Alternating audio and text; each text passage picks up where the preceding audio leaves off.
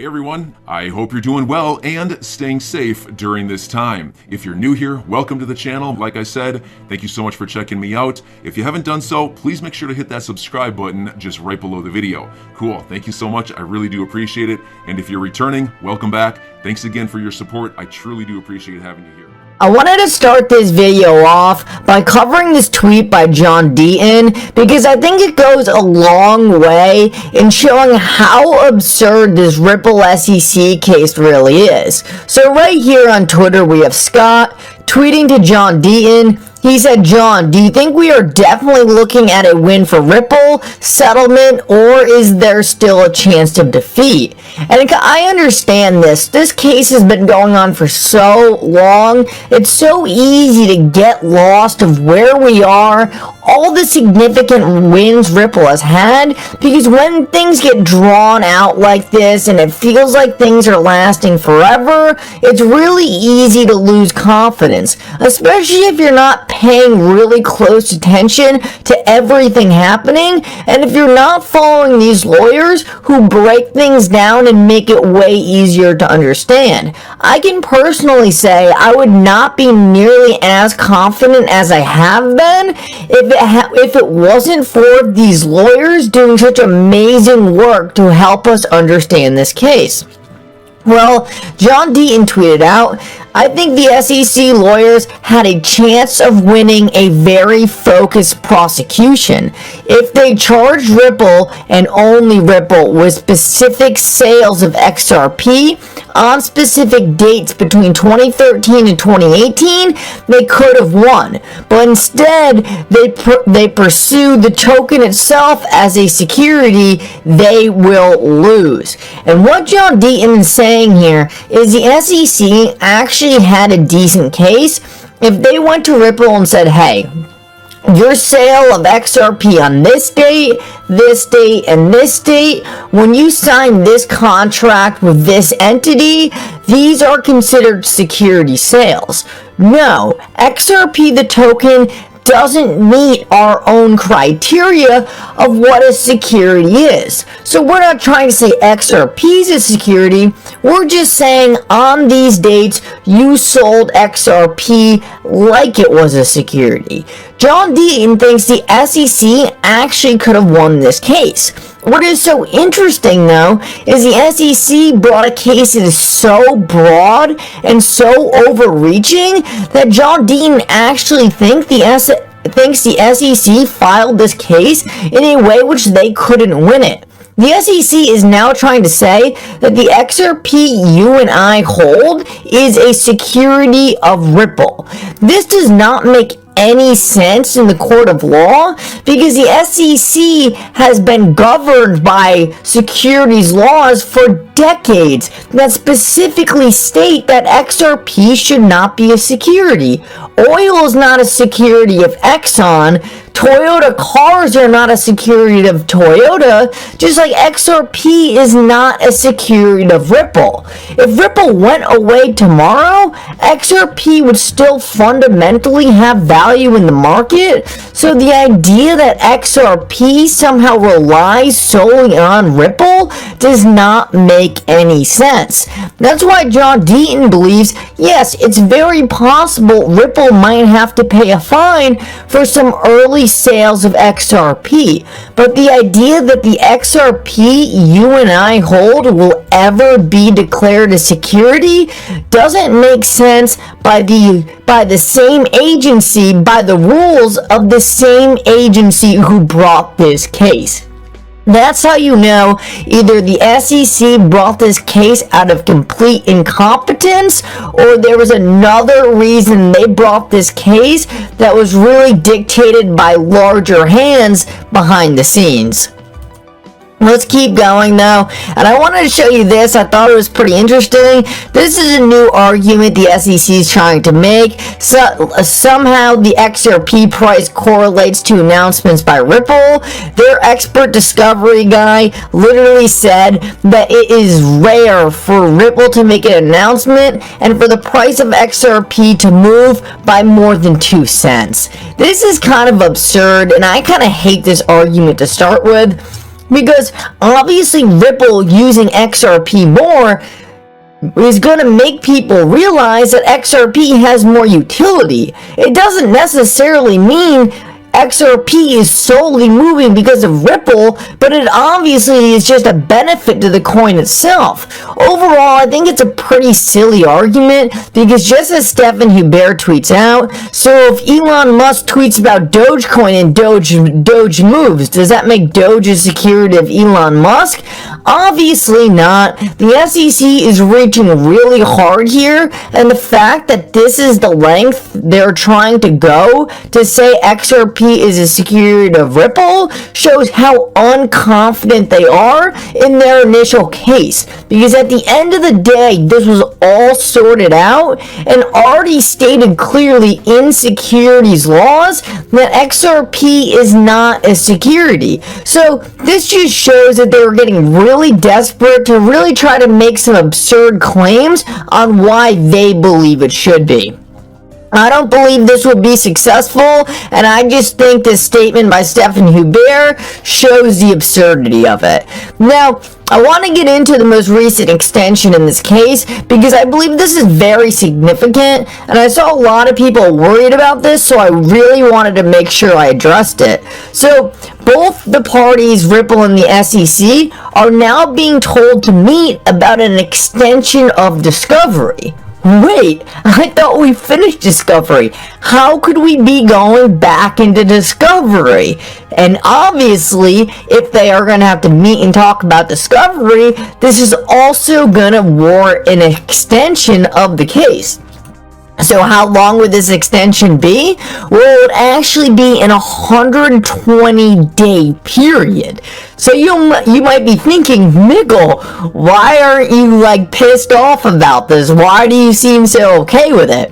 Well, the fact of the matter is, and this is very interesting, this 120-day discovery period is only for Brad and Chris's case. If you guys remember very recently, the judge actually dismissed Ripple's attempt to throw out the case against Brad and Chris. This came down to a procedural thing. According to the court, they have to assume Brad and Chris are guilty until proven innocent, and because of this, it wouldn't be right for her to throw out the case just yet until we saw some more, essentially information come out of this case as a whole, and both sides had the opportunity to argue their case.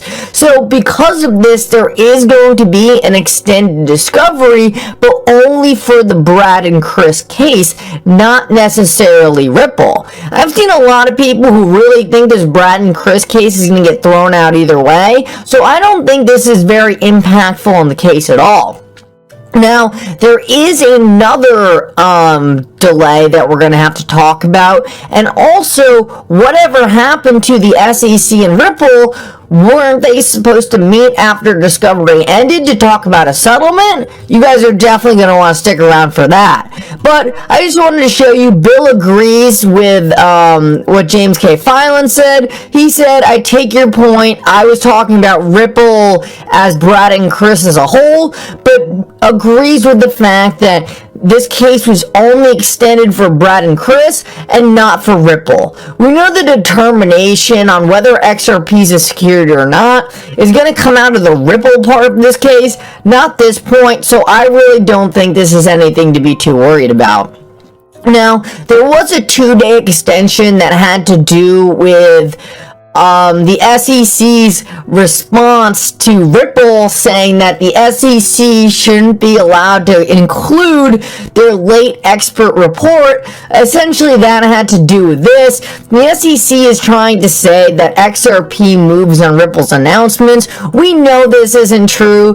The SEC is now using this as an opportunity to extend the case. This is what they do. We've said multiple times on this channel that almost everything the SEC does to delay this case is because they don't have a lot of weapons left.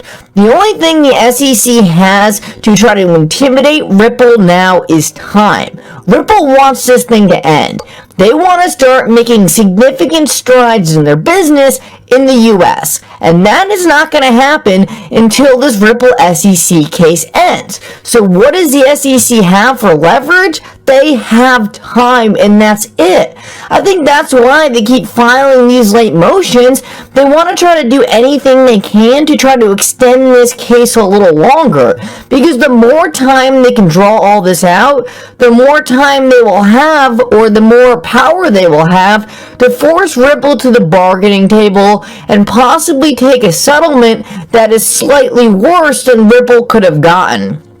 At the end of the day, this is only a 2-day extension, and it didn't even look like Ripple tried to deny it. This is likely because after this has been going on for so long, it really doesn't make sense for Ripple to try to fight these tiny battles.